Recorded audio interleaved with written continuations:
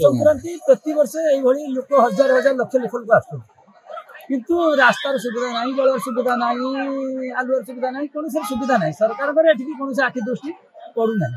जहाँफल कि लोक बहुत हैरान हरकत होगी जाऊँ आम जी ग्रामवासी तरफ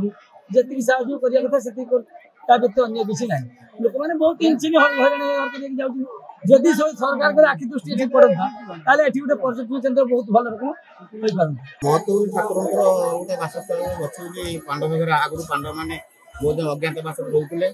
से आसिक गुंफा अच्छी से गुंफा को देखा खबर पाइले खबर बहुत